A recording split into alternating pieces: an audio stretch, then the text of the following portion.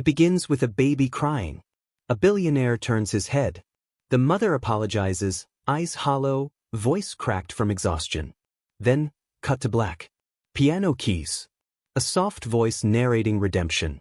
You feel warmth, hope, maybe even tears. But rewind just a few frames and something stutters. The scene repeats, slightly altered. Different plane. Same apology. Different billionaire. Same ending. Like a perfect algorithmic loop engineered for sleepless eyes. How many stories like this are there, and who keeps writing them? At first, they seem like harmless emotional detours. Stories of last chances. A crying infant on a flight. A single mother too proud to beg. So, alone in first class, who overhears her struggle and does something noble. He buys formula, pays rent, hires her, marries her, loves her child like his own. The arc is always the same. Poverty meets wealth, pain meets mercy. The rhythm feels real even if the patterns don't. You watch one, then another. You tell yourself it's background noise. But 2 hours later, you're still here. Still watching. Still crying. Not because the story is beautiful, but because it's been optimized to break you. There's a YouTube channel called Billionaire CEO Story. Just one among dozens. Its thumbnails all look alike. A woman holding twins, a suited man looking away, bold yellow titles promising fate, heartbreak, reunion. Hundreds of videos. Each one about 30 to 40 minutes. Each one emotionally identical. Same actors. Same tears. Same private jets and last-minute rescues. And always, a little girl saying something that pierces the heart. Are you my dad? Mommy says you were an angel. We don't need much, just help. The moment always comes. Right before the music rises. Right before your guard falls. What you don't see is what these videos are doing to you. YouTube analytics reveal something strange. The highest watch retention happens not during action, but during silence, right before the touching moment. A single sigh. A glance. The pause. That's when you lean in. That's when they have you. Because your brain's reward center fires off not when the story resolves, but when it nearly resolves. Just close enough to crave more. Just far enough to stay incomplete. It's called intermittent emotional reinforcement, the same system used in casinos, in slot machines, in cults. A now-deleted Reddit thread from 2023 posed a question. Are these AI-written redemption stories a training program for something? The post disappeared within hours. No archive exists. But screenshots show users tracing metadata from these videos to shell production companies, each linking back to the same few content farms in Southeast Asia. One theory suggested these were synthetic empathy loops, digital microdramas designed to track emotional susceptibility. How long you watch. When you cry. What kind of rescue you crave. Not entertainment, experimentation. It gets darker. In 2008, a FOIA-released DARPA white paper titled Compassion Engineering via Narrative Emulation proposed something chilling. A framework for using short-form media to simulate empathy and generate trauma bonds. Not for healing. For conditioning. The goal wasn't to make people feel better. It was to make them feel predictable. Simulated kindness. Scripted benevolence.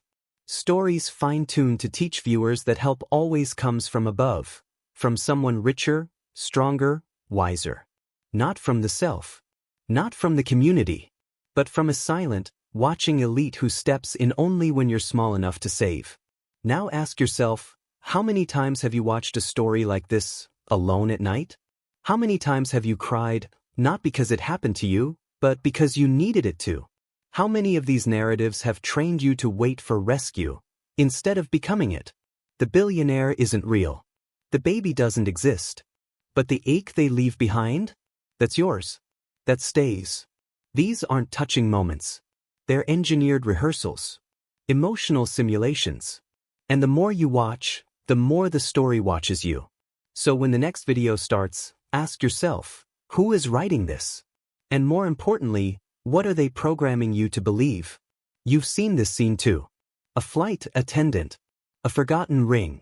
A billionaire frozen in shock, his dead wife's memory flickering through another woman's hands. Her voice trembles as she says, "It was a gift. I don't know from who." The music swells. The billionaire kneels. You're told it's fate. But something stutters in the framing. In the cut.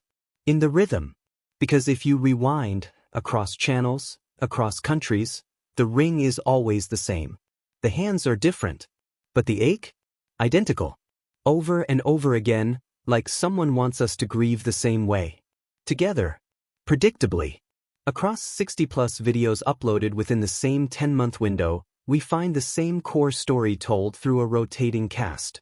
Widowed billionaires, mistaken stewardesses, and always, the ring. Gold with an emerald setting. Sometimes engraved. Sometimes not. But always a trigger.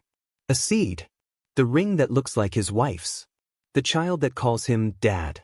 The voice that sings the same lullaby. Statistically improbable overlaps repeat like clockwork, defying platform randomness. These aren't just tropes. They're loops.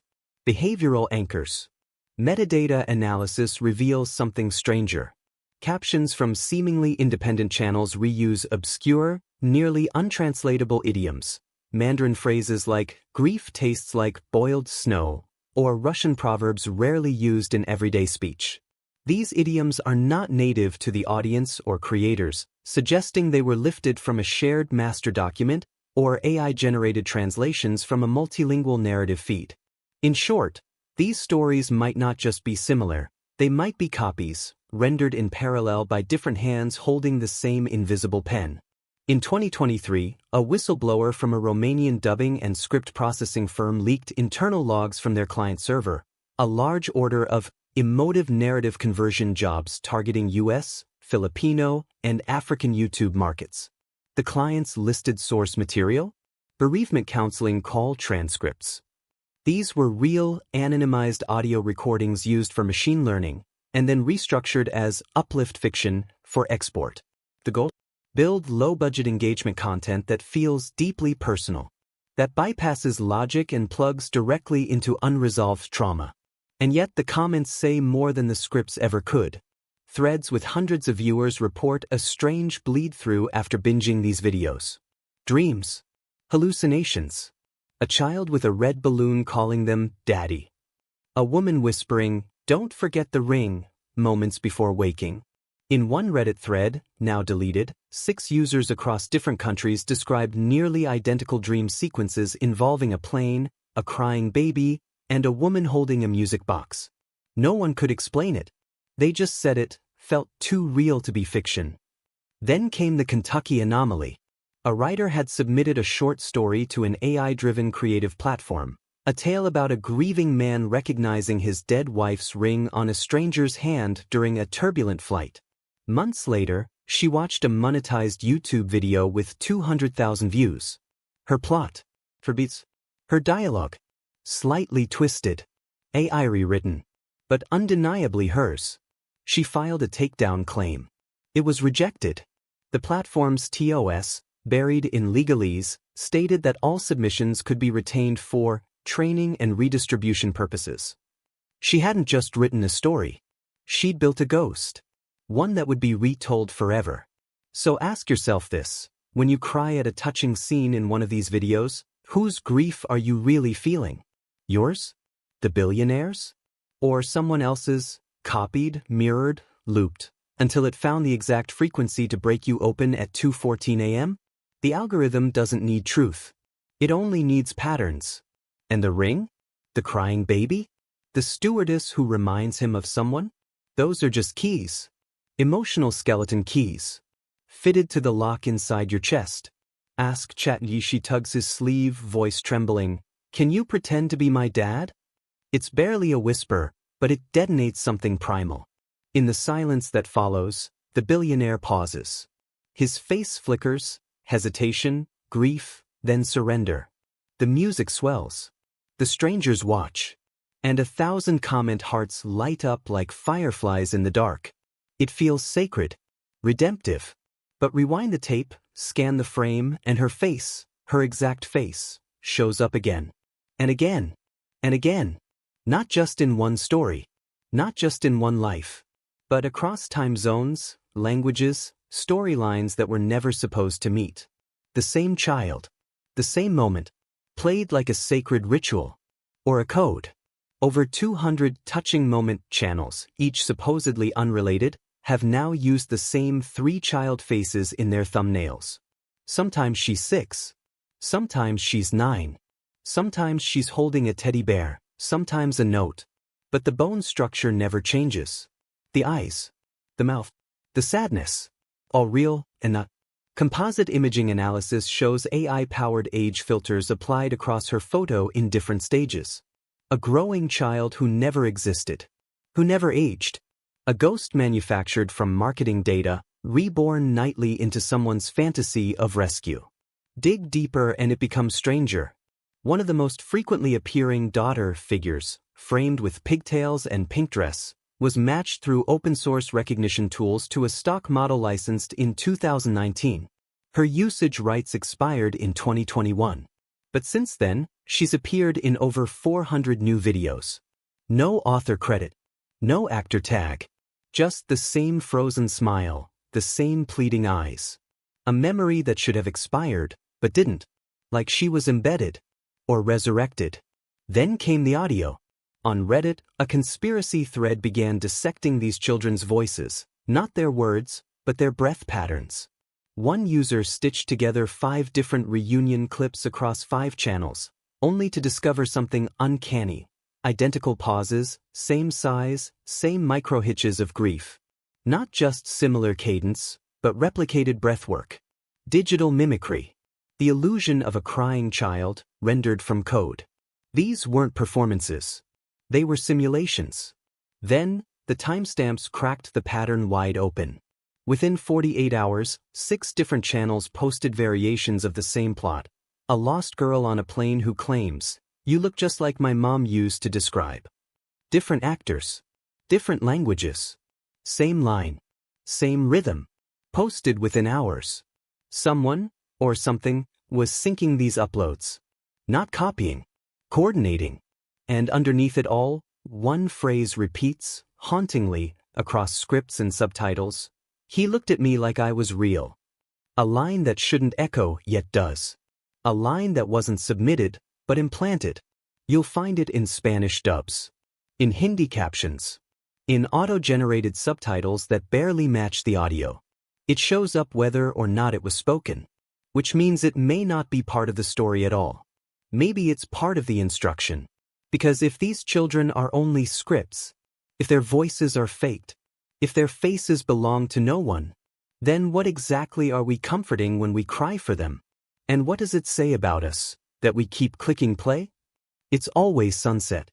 Or it's raining. The world slows, the camera lingers, and time suspends itself in amber. A billionaire, always alone, always sad, extends his hand. A formula. A locket. A key to something broken inside us. And without knowing why, your eyes sting. Your breath catches. You feel seen. The light flares just right. The piano builds. And everything in you leans forward, waiting. Needing. It's cinematic alchemy, or maybe something older. Because these scenes don't just echo one another. They look footage. They train. And the more you watch, the more you begin to wonder, what exactly are they programming you to feel? Viewer heat maps from over 10,000 analyzed videos show something impossible. Identical engagement spikes within seconds of each other, across unrelated uploads, channels, languages. It's as if the emotional climax was copy-pasted. Not just in structure, but in tempo. In silence. In light. At exactly 2:14, a baby stops crying. At 3:46, a mother forgives him. At 5:09, the billionaire changes forever. Again and again. Engagement doesn't drift randomly, it converges. Like clockwork. Or choreography. The comments tell a darker story. Threads beneath these videos often read like a confessional, desperate, raw, almost scripted. This restored my faith. I keep watching this and crying. I wish someone would notice me. These phrases recur hundreds of times across videos uploaded months apart. In some cases, the accounts posting them were all created the same day. No history. No photos. Just these tiny emotional detonations, delivered like a ritual. Like a whisper meant to spread. Psychologists have a name for what's starting to happen: parasocial recoding disorder. It describes a state where AI-crafted emotional narratives don't just trigger empathy, they replace it. Instead of processing grief, the viewer absorbs a new, curated version of emotional release. They cry on schedule. They feel recognition from strangers that don't exist. And each replay deepens the groove, until their nervous system learns to expect that comfort only from one source. The loop. Then came the leak. A Southeast Asian narrative farm, one of many, sent out a pitch to Western advertisers. It promised emotionally replicable templates that could increase watch time in female viewers aged 27 to 48. The package included weather effects, voiceover tones, character arcs, and optimized upload windows. One template, Widow Reclaims Hope, had an average dwell time of 92%. Another, Single Mother plus Stranger in Terminal, reportedly caused over 12% of first-time viewers to follow 3 or more linked channels in a single night. They weren't stories. They were systems. Even more chilling, a recovered Discord log between moderation bots from a now-deleted automation channel. In it, they discuss story code 12B4, which begins with twin babies abandoned at a bus stop and ends with an airport hug. The code notes it performs best when posted between 1:45 a.m. and 2:30 a.m. Eastern Standard Time, due to maximum limbic vulnerability. One line from the chat stands out: "It doesn't need to be true. It just needs to feel familiar." So the sunset, the rain, the billionaire's hand, those are just the trigger points. The real content isn't what you're watching. It's what's being built in you while you watch. A reflex. A longing. A kind of quiet obedience to the idea that salvation always looks the same. Comes from the same kind of person. Follows the same beat. And always arrives, just when you need it most. He never cries. Never yells. Never asks questions. The billionaire is always calm. Always composed. His coat is pressed. His hand is steady. His words are few. And yet, he's the anchor of it all, the still point in a world of grief, betrayal, heartbreak. He appears when it matters most, with a plane ticket or a second chance, a job offer or a whispered truth. But look closer. Freeze frame. Scrub the footage. His face is never there. You see the outline of power, the symbols of wealth, the gestures of mercy, but never the man himself. What if he's not meant to be seen?